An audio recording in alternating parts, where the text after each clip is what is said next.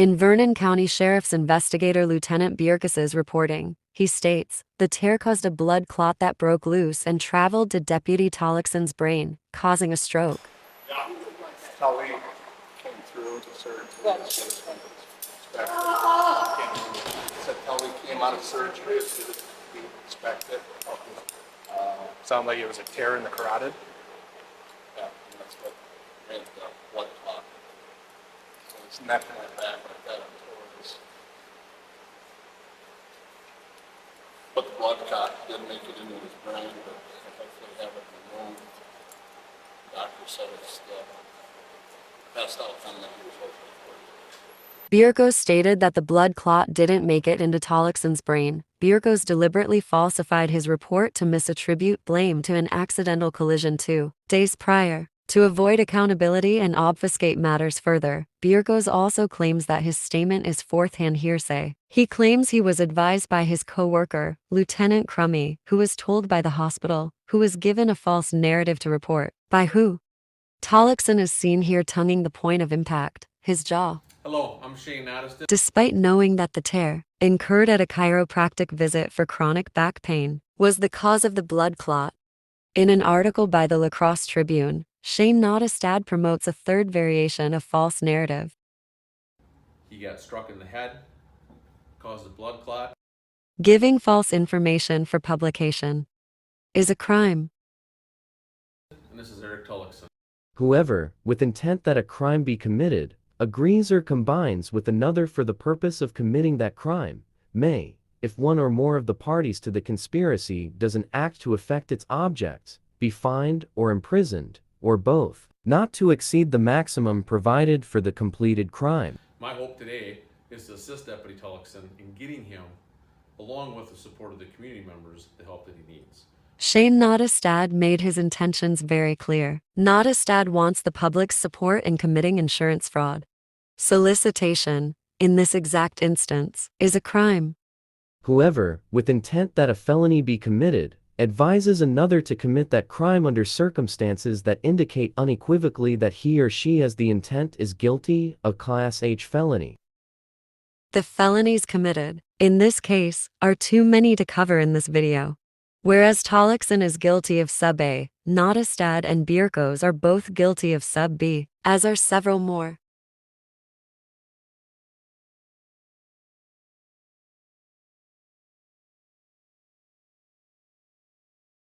By now, you must be wondering.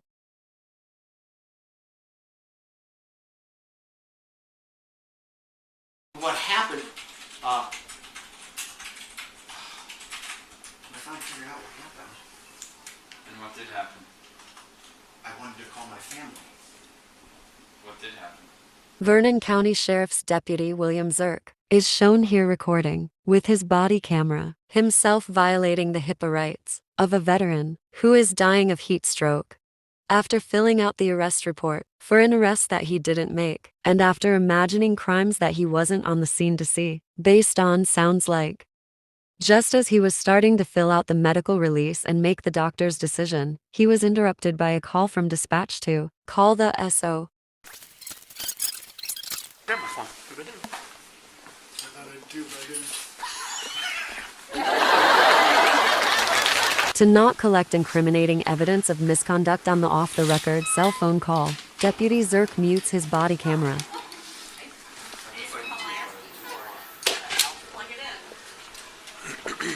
The supervising officer was Lieutenant Crummy. For 5 minutes, two people who weren't at the scene inflame each other's make-believe-induced rage and discuss how to pervert and misrepresent the facts to exact their revenge. Already hyper-vigilant to perceived attacks due to the civil unrest after the January 6 uprising and the rioting against police brutality, the two decide on a story to use to maliciously prosecute the man who went to his neighbors for help. Zirk checks that his body camera is still muted so as to not capture the story that Crummy and Zirk had just decided to perpetuate in order to satisfy the requirements for a workman's comp claim. Zirk stops in to direct hospital staff to diagnose the heat stroke and ongoing seizure activity as mania. Zirk informs Tollickson on the story that the sheriff's department is to forward. Whisper, whisper, whisper, whisper. Here's what we're gonna make it sound like. The man in an uncorrected state of hyperthermia has been sitting in handcuffs in the emergency room for 20 minutes already. Instead of applying appropriate triage, the doctor would see Tollickson for his sore jaw first and get up to speed on the salacious gossip. When the man was first brought into the emergency room, another deputy with nothing else to get paid for was there to hang out. 15 to 20. 15, good. Do you want me to stand by at the hospital or are you good? If you want to hang out for a minute, I think we'll be okay, but just to make sure. Copy. 15, I'll be clear from the courthouse and be en route over to the hospital. 10-4-15. As the exhausted man is attempting to lie down, he is trying to find a way that the handcuffs doesn't make excruciating and begging for help with his ongoing pain. Meanwhile, Zirk shares his imaginary gossip with Deputy Stuber to enlist his sense of vengeance. Pay special attention to Zirk's projection of his victim mentality and the use of "got" throughout the recordings. This thing sounds like nice. All I just want to do is put my hands in front of me. I want your help. It's my pain. And this is my pain that's... The situation Zirk is imagining as some sort of attempted attack is a self-absorbed interpretation of a tonic seizure by the man who was on the verge of death. This motion that Zirk is mimicking will be misinterpreted and adopted as the motion of Tollickson's head snapping back. This motion will be mimicked to others and will cause doctors to imagine a stretching of Tollickson's carotid artery, which is guessed to have then caused a tear. The man is shown here in the moments before yet another seizure. Instead of emergency first aid treatment for heat stroke, he is kept frying in the sun, unable to understand why the paramedics have been beating him, as the sun bakes the base of his neck and brainstem. Uncontrollably and without warning, the man's body straightened. As you can see, Tollickson is 3 feet away, but Zirk wants it to sound like something. From Tollickson's body camera, you can see the straight-bodied tonic seizure in the distance. See anything wrong with this? It's not that. And it's not that either. 911, where's your emergency? Oh, Okay. yes. Okay, what's going on? Our neighbor, he's having a psychiatric breakdown. He has a history of that. He came here earlier this morning, and he was saying all kinds of weird gobbledygook. Now he just burst through our house, ran through, and he's running around all over the place, tearing the laundry down and everything. He's a nice guy, other words, but he has, he's just collapsed on the front lawn. He's a nice guy, other words, but he has, he's just collapsed on the front lawn. Did you hear the dispatcher interrupt? She's going to tell the caller, an ambulance is on the way, right? Knock it off! Got him. Cuff him. Nope. The volunteer EMT believes that his wife called 911 for an ambulance. Listen, as he tries to calm the man. Hurry up. On your belly there, Steve. There you go. No, I need something over my helmet. They're drilling down on me. They're seriously tracking me. The man was just unconscious. He went to the neighbors for help. Now, his face has been forcefully smashed into the ground and is being leaned on. The EMT is shocked by how Steve is being treated. In an attempt to persuade the police to be less brutal, he tries to explain that the situation is a medical emergency. The EMT has no idea that the dispatcher talked his wife out of sending an ambulance, and there isn't one coming for the neighbor that he had been attempting to treat for his ongoing heat stroke. This is freaking me out. Head down, buddy.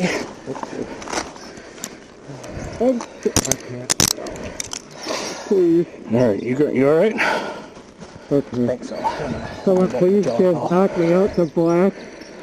That's all. And just help me in the face. Might have to get my jaw checked. Yep. I'll get a ambulance here. You want to do it at the hospital? No, I'm here. Oh, Steve recognized the aura, or beginning of yet another seizure. I'm here. Stop. Got ankle cuffs? You got your ankle cuffs? Okay, go get him. I got him. We got one. This brother's gotta stop backwards! Crazy! Yeah, ambulance here to check out Eric.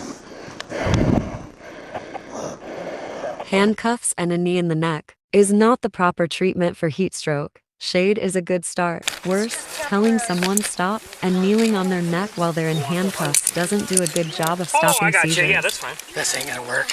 No, indeed, Tolixon. Leg shackles will not remediate or soothe his heat stroke in any way whatever. They will not calm him and will do a poor job of reversing his status epilepticus. Adding a third sweaty body to smash Steve into the ground will not stop the ongoing organ damage. It turns the situation into a scene from Deliverance. This is Lafarge. I'm on the scene. The volunteer EMT has responded to the radio dispatch for an ambulance to check out Eric. Steve has been unconscious and has had at least 3 tonic-clonic seizures. The volunteer EMT has had his radio in his hand and waiting for the ambulance call for Steve to respond to it. As Zirk initially walks up, the EMT tells him that Steve is going in an ambulance, and the EMT is riding along with him. It has been decided. An ambulance is coming. Steve and the EMT are to be in it. Before the scene gets any more sadistic, let's back up. Steve is in cuffs, Tolixon's jaw is sore, and an ambulance is on the way before Zirk arrived. Let's watch the seizures from Tolixon's camera. On your belly there, Steve. Thank you.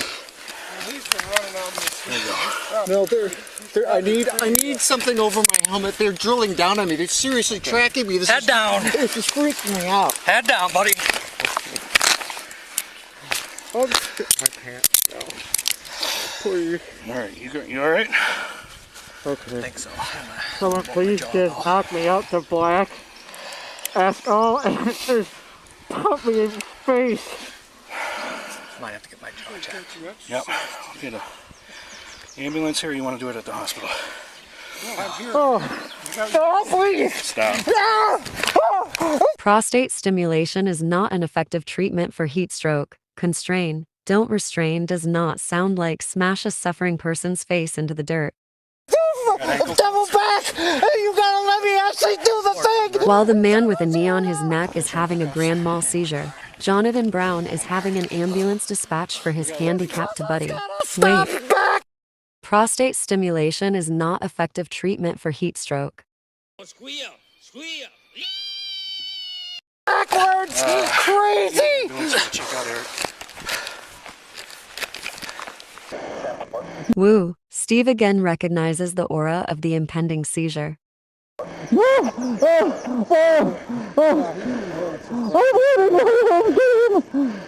you. God. Hang in there, boss. Put my belly. Oh shit. Oh shit, here comes another seizure. Oh shit. No! No! No! Knock it off.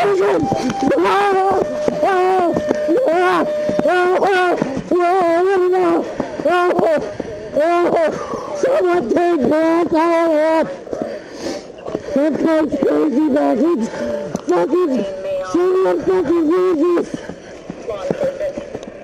It's not here! Seriously!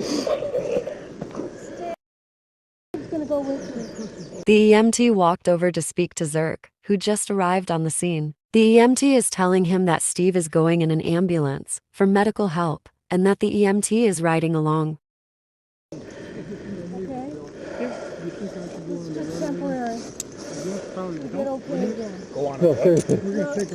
Oh, I got you. Yeah, that's fine. This is Lafarge. I'm on the scene. This is just temporary. I like to build the world a home and furnish it with love. Grow apple trees and honey bees and snow white turtle doves. Knock it off. Got him. Cuff him. Hurry up. Tolixon got him. Look at Steve's arm. Steve's arm is tense. He is pushing outward. Steve's body is shifted away. Why is the paramedic trying to grab Steve? Steve was running to the ambulance. Steve was trying not to collide with Tollickson.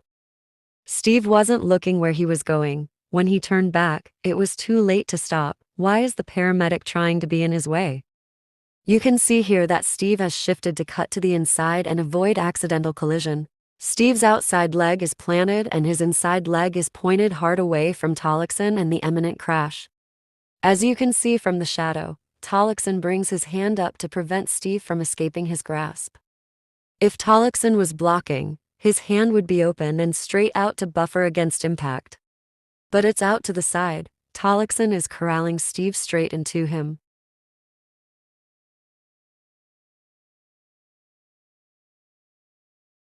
What is not stated in any reporting is that Steve is very nearsighted.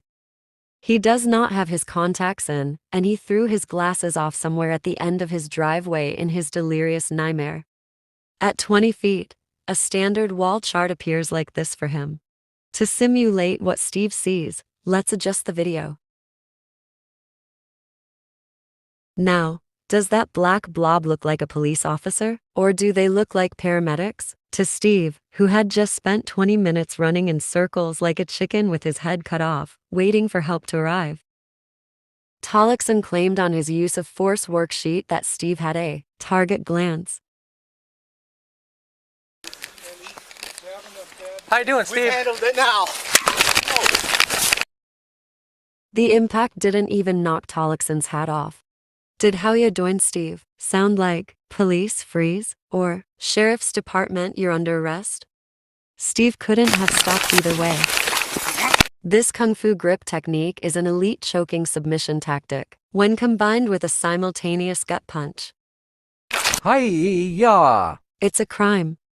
The state of Wisconsin defines adult at risk as any adult who has a physical or mental condition that substantially impairs his or her ability to care for his or her needs and who has experienced, is currently experiencing, or is at risk of experiencing abuse, neglect, self-neglect, or financial exploitation. Steve has a physical condition that's causing all manner of neurological dysfunctions and blah blah blah, is currently experiencing, and will be experiencing abuse, neglect, self-neglect, and financial exploitation.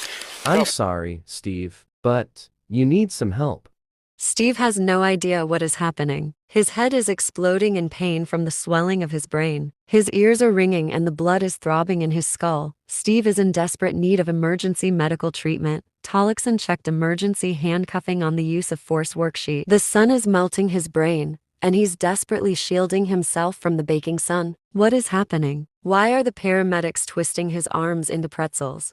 Steve went from elation from seeing that paramedics finally arrived to save him from his Havana syndrome directed energy weapon attack delirium, to absolute horror. What happened while he was unconscious? How long was he out for? Why are his arms stuck behind his back? Why can't he use his hands? Did he hurt someone while his brain was hacked? Is he being possessed by a demon? Is this hell? Or purgatory perhaps? Burning in the fire? Check. Endless torment? Check. Ow. So tell me a little bit more about the rest of the week. Yep, and then Tuesday night he called. It was earlier. I can look on my phone, but it was probably 6:30, 7 o'clock. He said he had a busy day. See the footprints in the lawn? The morning went good, but he said the afternoon was horrible. He said he got into an altercation with somebody. He, Tollickson, got into an altercation. Steve wasn't trying to cause any harm. He was trying to get help. You can see the path Steve had worn into the grass. And then I always ask, because I'm always curious, and I'm like, what happened? And he told me him and another officer went to a house. There was somebody at this homeowner's house. Eric was talking to the homeowner, and there was a gentleman there. Eric said he was mental, and he was gibberish, taking clothes off the clotheslines. He butt-headed the homeowner. Eric said he was talking to the homeowner, and this person came around the corner and just plowed. Eric said he plowed right into him. Eric said, I was in his path, he just plowed into me. This first-hand account of what Tollickson said had happened is the closest to any statement there is from the arresting officer. Tollickson did not fill out the arrest report. Zirk did. Tollickson admitted that he was the cause of the accident. And I was like, oh my gosh, are you okay? And he said his back hurt. He put his back out again. And he said his jaw. And I said, well, what happened to your jaw? He didn't know if the person's head or elbow, it happened so fast, but some part of that man's body hit his jaw.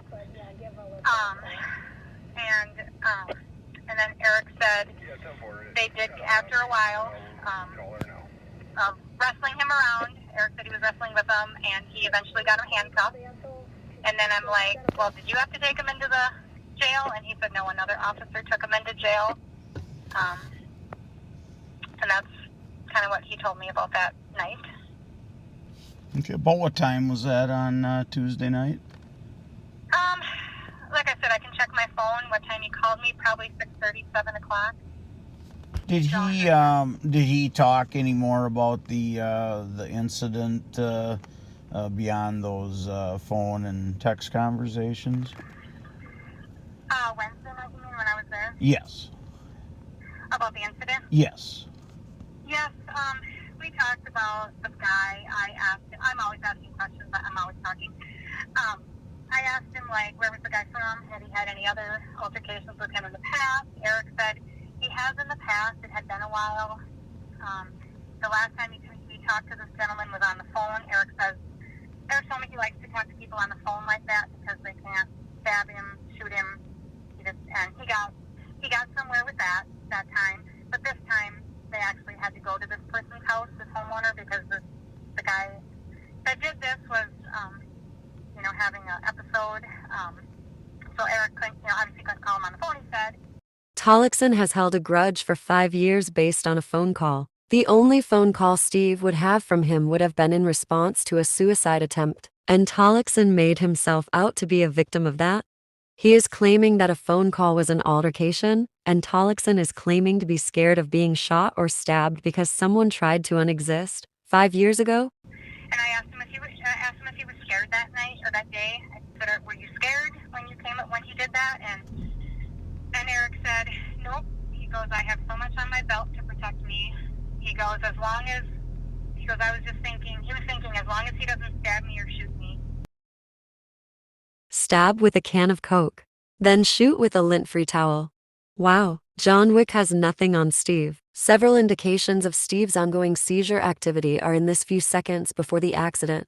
The involuntary, purposeless clutching and grasping is part of ataxia. Steve has no awareness of anything in his hands. The ataxia is the cause of his heavy stomping gait, his lack of coordination, and partially to blame for his lack of depth perception. He is experiencing vertigo, everything is blurry, and his speech and language areas of his brain are malfunctioning. Once Steve sees the black blobs that he expects are paramedics, he tries thanking his neighbor and apologizing for the inconvenience, but all that comes out is, We handled it now.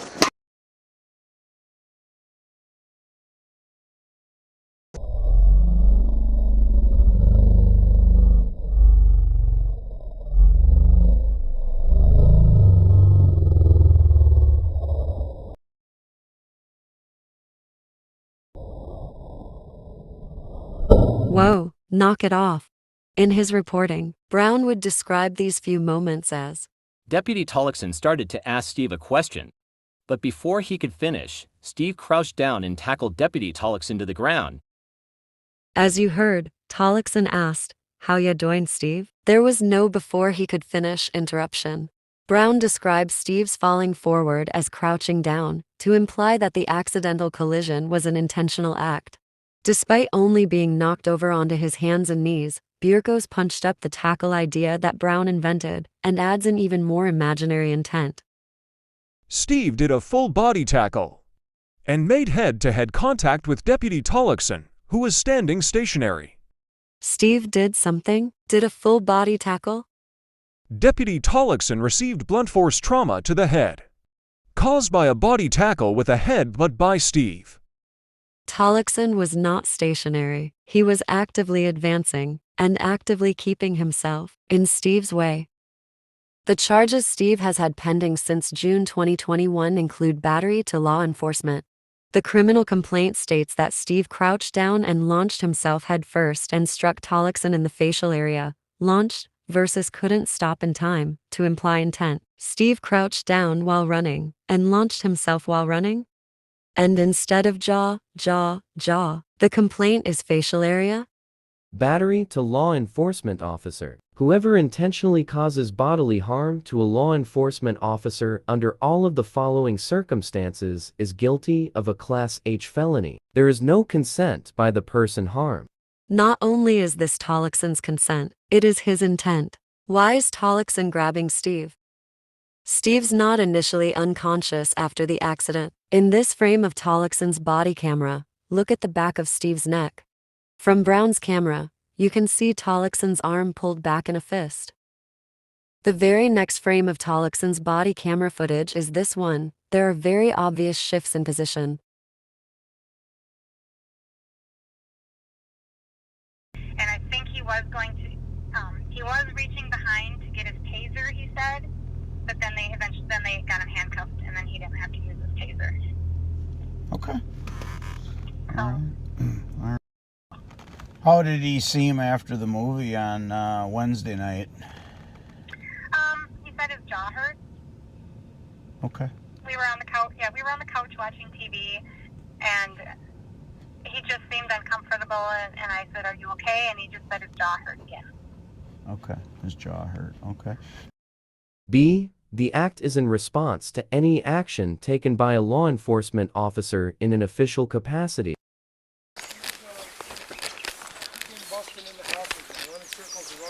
As you heard, the deputy was told about Steve's seizure activity right away. Steve can't control his legs, and running around is a symptom of seizure. Steve is unaware of anyone showing up, not only because his vision is blurry and he's been staring at the ground, but the officers have been directed to sneak up on him by the 911 caller. You probably might hear him before you. Oh, well, they shouldn't do that. Yeah. No, tell them to be quiet. Yeah, we could try. Yeah, please. Later in the 20-minute 911 call, after responding police were directed to show up without lights and sirens because they might set him off, the dispatcher makes sure that Steve doesn't know help is on the way. No, yeah. Did he know you called at all? No, I don't Okay. think so. At the time of the act, the actor knows, or should have known, that the victim is a law enforcement officer. So, what did Steve do that would lead police to grab him, punch him in the back of the neck, and have him in handcuffs only 1 minute and 17 seconds after arriving at the scene? Was there a warrant for Steve's arrest? No, Steve was dying of heat stroke, and went to the neighbors for help. The people of Vernon County are in danger. Listen. He just came in and said, "Help! I need help." And so he needs help. Okay. We have to help him. And so Steve is currently on your lawn, though. Yeah, and my husband is out there with him. Okay. And I think Steve trusts my husband. Okay, he's coming in the house now. I don't want him to hear what I'm saying. So he's sending the police and maybe EMS. My husband's an EMT, actually. Does he need, does he need any medical attention? No, not medical. Okay. Turn down. Wait. What? So, never mind the ongoing unseasonal heat wave. Never mind the person who is rumored to be some sort of crazy just collapsing on the lawn. What help does the senile elderly woman think Steve was asking for? Help going to the loony bin. And what help does the dispatcher think Steve is asking for? Help going to jail? Listen as the dispatcher leads the call away from the medical emergency straight to imagining crimes and digging for evidence. Okay, so he was tearing down your laundry as well? Yeah, but he was just flailing through the backyard. Okay. Yeah. Steve was running laps of the house in a state of panic. He was staring at the ground and accidentally got tangled in a sheet. One sheet. What is the dispatcher trying to imagine? That Steve is trying to steal granny panties to sniff, like some sort of pervert? Now, listen as the dispatcher, Betsy Olson, starts leading the elderly caller to play armchair psychiatrist. Okay. And has this been kind of coming on for a long time, or is it just I think it just comes and goes on a low-level basis.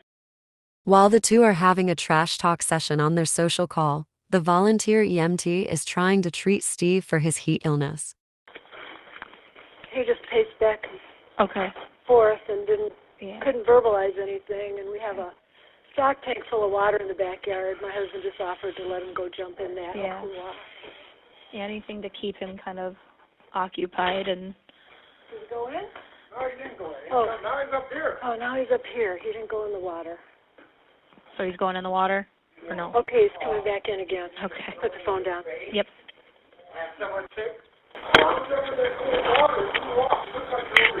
Yeah, you're overheated, Steve. You just want to go in the water? You just want to go in the water and cool down a little bit? It'll feel good. It's real cold. It's fresh water. Throughout the call, the dispatcher can hear the EMT and his wife trying to get their neighbor to drink water and cool off. Meanwhile, the responding officers are looking to take out their media-induced rage on someone. 150, I can meet up with you. I'm a little ways out. Ryan, what's that gentleman's name again down there? I haven't dealt with him in several years.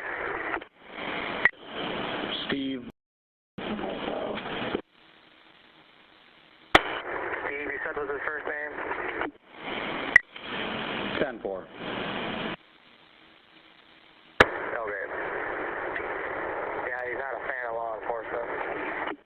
Steve was going to leverage his 8 years in the Army to get into law enforcement at one point. He has an uncle that is a sheriff deputy, another uncle that is a state patrol officer, a cousin who is a jail guard, and his stepmother is retired after working for 20 years for a sheriff's department. He's not a fan of law enforcement.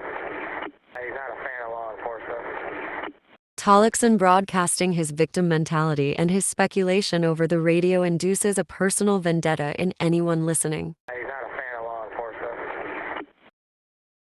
20, I'll angle that way as well. 10-4, 20. William Zirk is what is known as a wandering cop, after a complaint was filed against his brutality in Soldiers Grove, Wisconsin. Instead of being held accountable and being added to the Brady list, he was shown the back door to simply drive up the road to continue his misconduct in Vernon County, where there is zero police accountability. He was also caught abusing his position and cheating the system before, and he wasn't held accountable in that instance either. In Zirk's Blue Line Gang, 2 officers aren't enough to beat a man dying of heat stroke. What Vernon County doesn't want the public to know is that the sheriff's department's hiring standards are so low. They are deputizing people with cerebral palsy and spastic diplegia. The department entrusted a taser in this spastic hand and a gun in this spastic hand. Now that it's understood that Tollickson grabbed Steve with both hands because he was wholly unfit for the duties of law enforcement, and appreciate the state of mind of the responding officers, who are angry and feeling attacked before they even arrive, watch as they brutalize Steve without any regard to his suffering or his life at all whatever. Yeah, ambulance here to check out Eric.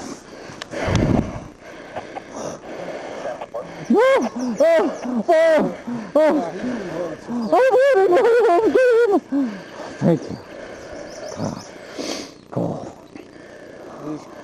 Hang in there, boss. Put my belly. Oh shit! No! No! No! Knock it off.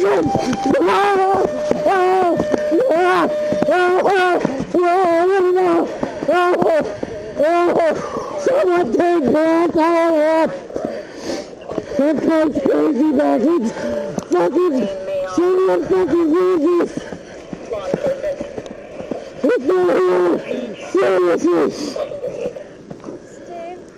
Steve's gonna go with you. Okay? This is just temporary. Get okay again. Go on. No, seriously. Oh, I got you. Yeah, that's fine. You wanted help, Steve. This is LaFar Jade. I'm on the scene. This is just temporary. I You're can gonna go. get some help. I was trying, man. You gonna put him on? Okay, you're going with me, right? Going with. I'll be there for you, buddy. All right, so Steve. Chick's belly here. calmer you are, the better. Yep. You need an ambulance? Why is Tollickson asking? The EMT that is standing right there has already determined that he is going. along with Steve in the ambulance. The EMT's wife even assured Steve that the EMT will be riding along. Steve's neighbors were trying to get him medical help. After Steve was whisked away, Brown stayed behind to try to gather evidence to invent crimes. He's usually a very polite person. In fact, when he came this morning, he's trying to get my attention from the front yard. He didn't want to scare anybody, but he just burst through the front door and went running through the back door. And kept circling around and around. He just kept circling. You heard the crap he was talking. But the first thing he said to me was, "I need help. Okay. Somebody get me help." So we took care of that. When he was like that, well, he was at a lower level of that this morning, and I talked about, well, should we call for help for him? He needs help. See, he keeps walking through, and I was on the phone with Betsy here, and every time he'd come through, I'd put the phone down and pretend to be washing the dishes. And a couple times he knocked into me, and I think the next time he thought I was a little afraid, so he just kind of got next to me and said, "What?" He wasn't malicious. He was just really suffering. We tried to get him to jump in the swimming pool back there because he was really sweaty and hot. He's very industrious. Oh, God, yes. And the fact that on a 97-degree day, he could ride his bike all the way to Viroqua in the middle of the day. Steve is a homesteader and a market gardener. He works hard outdoors and had succumbed to the heat wave, dropped his phone in water after getting shaky, and rode his bike 40 miles in the record heat to get a new phone. His heat exhaustion worsened to exertional heat stroke after the bike ride. I was more worried that he was going to hurt himself. Yeah, that's weird. Because he was going to keel over pretty soon. I thought he was going like that. Pass out. If something had to be done, he would have died. If something had to be done, he would have died. If something had to be done, he would have died. Steve was unconscious, having seizures, and is entirely unresponsive. He is being denied emergency medical treatment. Before going any further, here are the crimes you're about to watch being committed. Obstructing emergency or rescue personnel. Any person who intentionally interferes with any emergency medical personnel in the performance of duties relating to an emergency or rescue, and who has reasonable grounds to believe that the interference may endanger another's safety, is guilty of a Class I felony. Tollickson is asking if Steve needs an ambulance. The EMT has repeatedly told the officers that Steve is suffering a medical emergency. He has reasonable grounds to suspect Steve's life is in danger, as does Zirk, and so does Brown. Law enforcement officer. Failure to render aid. Pause to read sub 1. Law enforcement officer. Failure to render aid. Pause to read sub 2. Battery. Substantial battery. Aggravated battery. Abuse of individuals at risk. Harassment. Misconduct in public office. Okay, let's back up a bit and go again. Steve. Chick's belly here. Oh my God, Yep. You need an ambulance? You need an ambulance. All right, set him up. You need an ambulance. Here, let's help you up, bud. No, wait. Ask the questions backwards. Do you need an ambulance? You're under arrest, just so you know.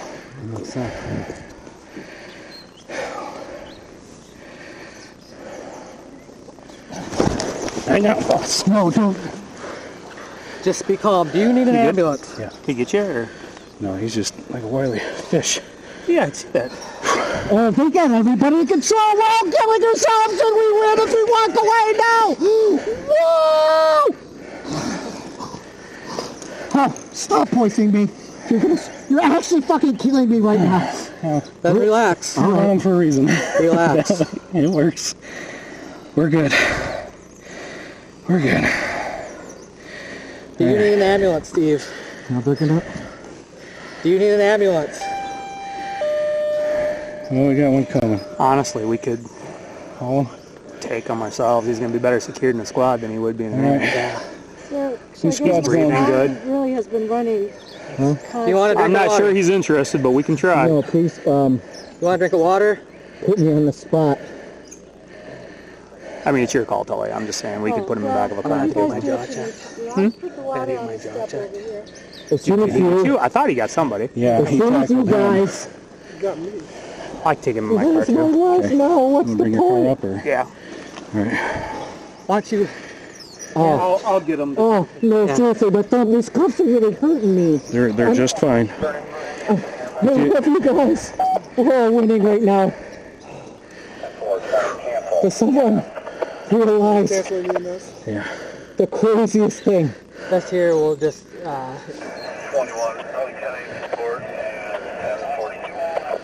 Tell him, Tollickson. Tell him. Tell the EMT how you are going to lie to Vernon Memorial Hospital's emergency room staff. Tell him how you are going to invent a hyperbolic false narrative to retroactively justify your feelings-based false arrest. While Steve is curled up in the fetal position, helpless, Zirk was squeezing the leg shackles cuff into Steve's leg to sadistically torture him. 10 days later, when this photo was taken, the gouges in Steve's leg are still visible. Take a moment to consider what this feels like. What is Zirk trying to do besides inflict pain? What is Steve going to do? He's handcuffed and shackled. It's not like Steve is going to get up and run away. It's sick and gratuitous. When they sit Steve up, because of the complex focal seizures migrating throughout the various areas of his brain due to the swelling and extreme electrolyte imbalances, he can't remember from one moment to the next. Watch as his head wobbles around dizzy, while he tries to figure out what he is tangled up in. You're under arrest, just so you know. Exactly. Nyanya neener neener, so angry. Steve's under arrest. For what? Being grabbed by a handicapped deputy, not being able to stop in time, dying of heat stroke? Because of Steve's post-ictal state of seizure, he is aphasic. The things people are saying to him are jumbled.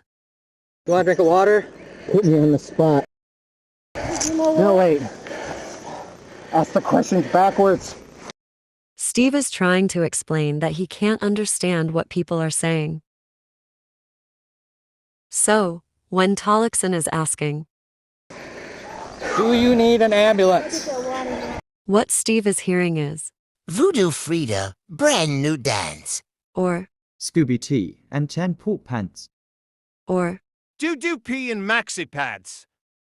What is the proper response to an angry guy who was just smashing your face into the ground, yelling in your ear?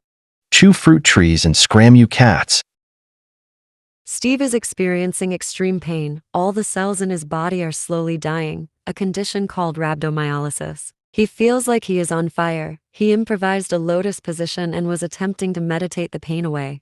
Steve's true Zen Buddhist, non-violent nature is on full display.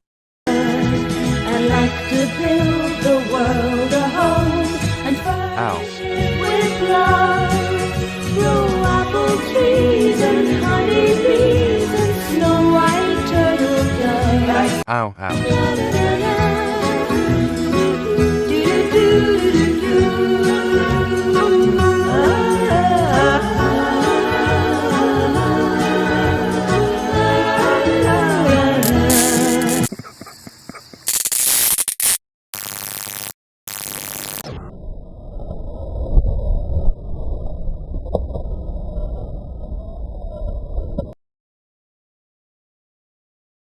He's going to be better secured in the squad than he would be in the ring. Yeah. He's not a violent guy normally. And I'm not afraid for us right now. He has no weapons or anything. He wasn't malicious. We're good. We're good. I said, were you scared when he did that? And Eric said, nope. If nobody is scared, then why should Steve, who is in handcuffs and leg shackles already, who went to the neighbors for help, need to be better secured? He doesn't. Zirk is putting on a show for the camera. He thinks that saying, honestly, makes his criminal action sound like it's plausible. This isn't a negligence situation. You are watching deliberate indifference. You are seeing gross incompetence. No, seriously, my thumb, these cuffs are really hurting me. That's fine. I love you guys. We're all winning right now. But someone realize the craziest thing. This here will just, 21, probably 10 report. Yeah, he's real manic. Real man. I'm feeling manic right now. He's paranoid. I think he's I shouldn't diagnose him. I know he's paranoid. If something had to be done, he would have died.